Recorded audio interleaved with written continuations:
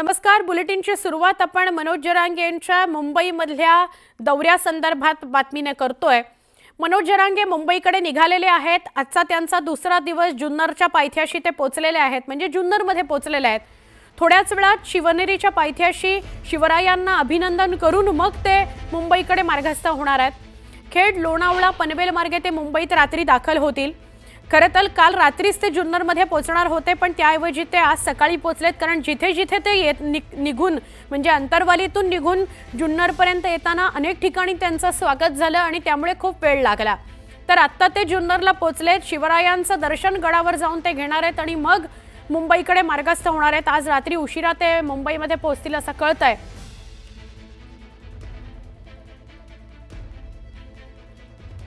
तर आमचे प्रतिनिधी सचिन तोडकर आपल्या सोबत आहेत, आपण त्यांच्याशी बोलूया. सचिन, जुन्नरला दाखल झाले, शिवरायांचं दर्शन घेतील आणि मग मुंबईकडे निघतील असं कळतंय.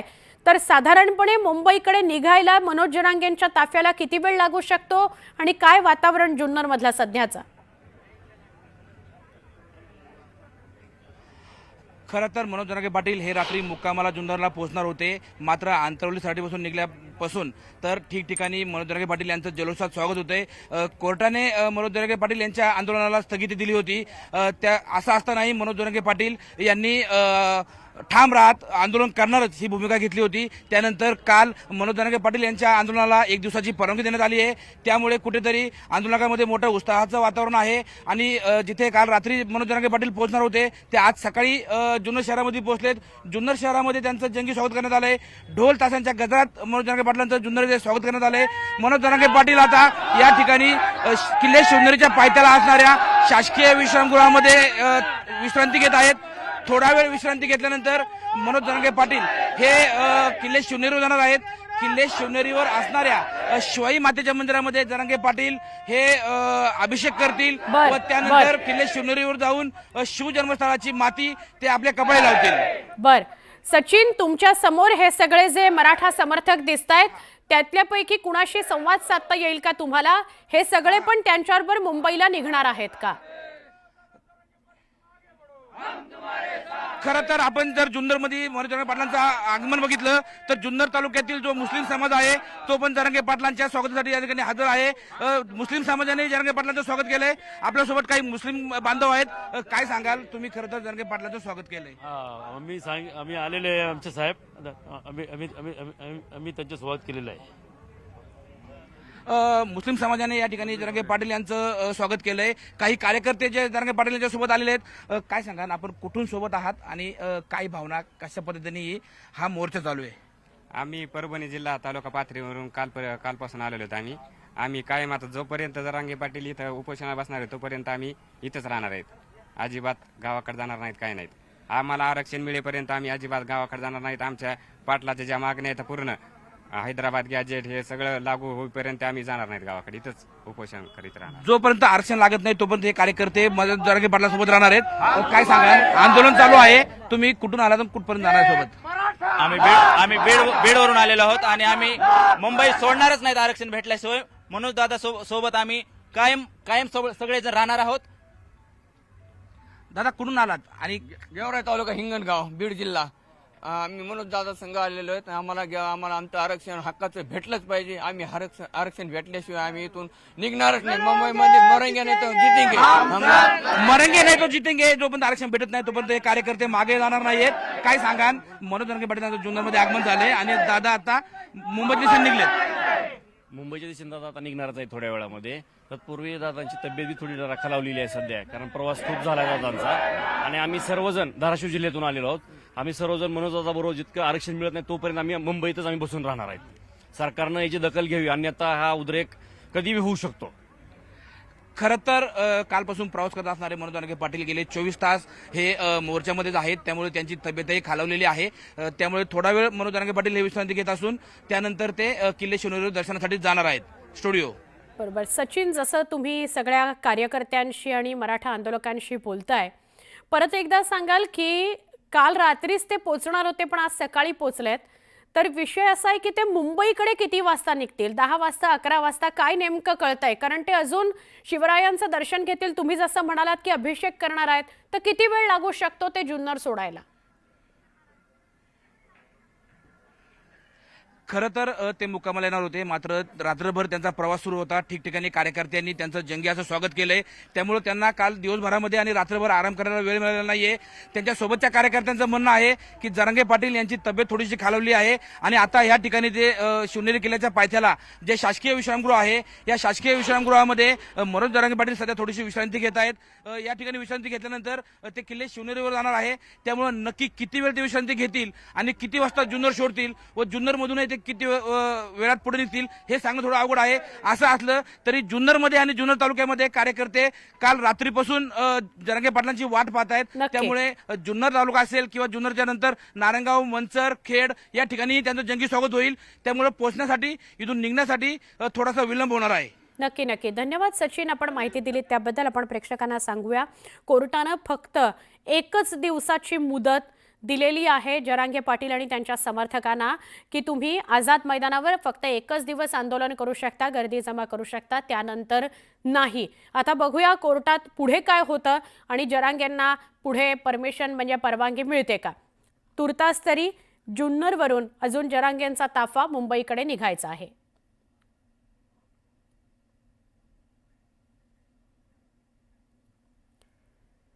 धाराशिव जिल्ह्यामधून 50,000 मराठा आंदोलकांनी मुंबईकडे कूच केलेली आहे. आज आणखी 1 लाख मराठा बांधव निघणार आहेत असा अंदाज आहे. जिल्ह्यातील 12,000पेक्षा जास्त वाहनं अंतरवालीतून मुंबईकडे जाणार आहेत. दरम्यान आता आरक्षण घेतल्याशिवाय माघारी येणार नाही अशी भूमिका आंदोलक बोलून दाखवत आहेत. आता कुठे जायचंय? आता कुठे जायचंय? लढेंगे जीतेंगे, हम सब लढेंगे. लढेंगे जीतेंगे, हम सब लढेंगे. मनोज दादा आप आगे बढ़ो, हम तुम्हारे साथ हैं. आता 27 तारखेला मुंबईला निघाले तर आमचं असं म्हणणं आहे की आम्ही निघालो, तुम्ही पण निघा. गाव गाड्यातला सर्व मराठ्यांनी मुंबईला यायचंय, कारण आपल्याला आरक्षणाची लढाई पूर्ण करायची आहे. मनोज दादाची जी मागणी आहे ती आपल्याला पूर्ण करून गुलालच घेऊन यायचं आहे आणि येताना दादाला वाजवीत गाजवीत आणि गुलाल आपल्याला घेऊन यायचं आहे. त्याच्यामुळं आपण सर्वजण मुंबईला यावं.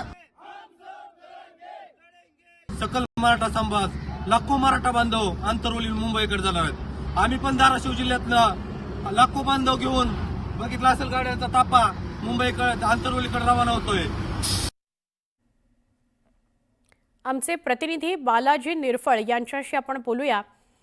बालाजी, जसं जुन्नरपर्यंत पुणे विभागामध्ये ताफा पोचलेला आहे जरांगेंचा, तसं धाराशिवमधून सुद्धा खूप मोठा मराठा आंदोलकांचा ताफा मुंबईकडे निघतोय. काय अधिक माहिती आहे? सुवर्णा, जरांगे यांनी ज्या सुरुवातीपासून जसं आंदोलन छेडलं होतं त्या आंदोलनाच्या पाठीमागे धाराशिव जिल्ह्यातील मराठा तरुण असेल किंवा मराठा समाज असेल हे मोठ्या प्रमाणात उभारल्याचं आतापर्यंत चित्र पाहायला मिळत आहे. जरांगेने कुठल्याही आंदोलनाची हाक दिली असेल त्याला चांगला पाठिंबा धाराशिव जिल्ह्यातल्या मराठा समाजाने दिलेला आहे. आणि या जसं मुंबईला त्यांनी आव्हान केलं होतं त्यानंतर चावडी बैठका जी असेल त्याला जरांगे सुद्धा उपस्थित राहिले होते आणि मोठा प्रतिसाद चावड्या बैठकीला निघाला होता. जरांगेंनी काल आव्हान केलं त्यानुसार आतापर्यंत जिल्ह्यातून जे आहे ते 50,000 नागरिक जे आहेत त्यात मराठा नागरिक गेल्याचं आपल्याला माहिती प्रशासनाकडून मिळालेली आहे. आणखीन नागरिक जे आहेत ते मुंबईकडे कूच करत आहेत. किंवा 12,000 वाहनं जी आहेत ती वाहनं देखील मुंबईकडे गेलेली आहेत आणि आज देखील जी वाहनाची संख्या आहे ती वाढती असणार आहे. का तर ज्या पद्धतीनं आंदोलनाचं लोन जे आहे ते मराठवाड्यात पसरलं गेलं त्यात धाराशिव जिल्हा सुद्धा कुठं मागे राहिलेला नव्हता. आणि आता सुद्धा आपण बघितलं तर प्रत्येक जण मराठा जो आहे तो जरांगे यांच्या मागणीला पाठिंबा देत जो आहे तो पुढे जात आहे आणि त्यांच्या पाठीमागं ठामपणे उभा राहत आहे. आज देखील प्रशासनाने जरी मुंबई पुण्यापर्यंत हायवे जाम झाला असला तरी मराठ्यांची संख्या जी आहे ती जाणाऱ्यांची कमी होताना दिसत नाहीये. ती संख्या आज देखील वाढणार असल्याचा अंदाज प्रशासनानं व्यक्त केलेला आहे. सुवर्णा, नक्की. बालाजी, धन्यवाद माहिती दिलीत त्याबद्दल. आता कुठे जायचंय? आता कुठे जायचंय?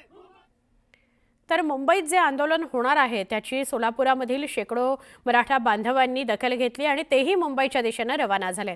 बुधवारी रात्री सिद्धेश्वर एक्सप्रेसने मराठा बांधव मुंबईच्या दिशेने निघालेले आहेत. जोरदार घोषणाबाजी करत, शक्ती प्रदर्शन करत मराठा बांधवांनी स्टेशन परिसर दणाणून सोडला.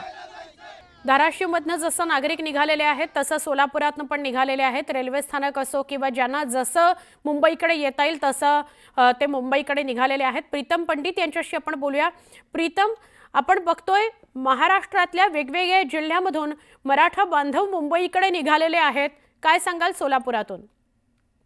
नक्कीच मराठा आंदोलक नेते मनोज जरांगे पाटील यांनी आंतरवाली सराटी येथून उपोषणाची 29 ऑगस्ट रोजी होणार याची हाक दिल्यानंतर सोलापूर जिल्ह्यातील विविध जे मराठा बांधव आहेत त्यांनी प्रत्येक ठिकाणी म्हणजे गावागावात जाऊन चावडी बैठका घेऊन कुठेतरी मराठा समाजाचं आहे ते परिवर्तन केलं होतं. याचीच कुठेतरी आता मोठ्या प्रमाणावर मराठा बांधव आहेत ते 10च्या सुमारास आपल्या गाड्या असतील, टँकर असतील किंवा जे साहित्य असतील ते घेऊन 25,000 गाड्या सोलापुरातून निघणार आहेत आणि काही शेकडो जे मराठा बांधव आहे काल ते सिद्धेश्वर एक्सप्रेस असेल किंवा दुसऱ्या ज्या रेल्वे गाड्या आहेत त्याच्या माध्यमातून कुठेतरी आझाद मैदानाच्या दिशेने आगेकूच केलेली आहे. त्यामुळे सोलापूर जिल्ह्याचा जर विचार करायला गेला तर जरांगे पाटील यांना मानणारा आणि मराठा समाजाला ओबीसीतून आरक्षण मिळावं या मागणीसाठी कुठेतरी शेकडो किंवा हजारोच्या संख्येने जे मराठा बांधव आहे त्यात आज मुंबईच्या दिशेने रवाना होणार आहे. त्यामुळे कुठेतरी आंतरवाली सराटी येथून जे जरांगे पाटील यांनी आव्हान केलं होतं त्याला सोलापूर जिल्ह्यातील मोहोळ असेल, उत्तर सोलापूर असेल, बार्शी असेल, पंढरपूर असेल किंवा माढा तालुका असेल या ठिकाणाहून विविध प्रकारे आपले जे काही मराठा बांधव आहेत ते विविध पद्धतीने 2 व्हीलर असेल, 4 व्हीलर असेल किंवा इतर माध्यमातून ते आपल्या पद्धतीने आता आझाद मैदानावर दाखल होत आहेत. त्यामुळे आता कुठेतरी ही जी लढाई आहे जरांगे पाटील यांनी सांगितलं आहे की आरपारची लढाई आहे. यातून नक्की आता प्रीतम. सोलापूर जिल्ह्यातून मोठा पाठिंबा मिळतोय. नक्की, धन्यवाद माहिती दिल्याबद्दल.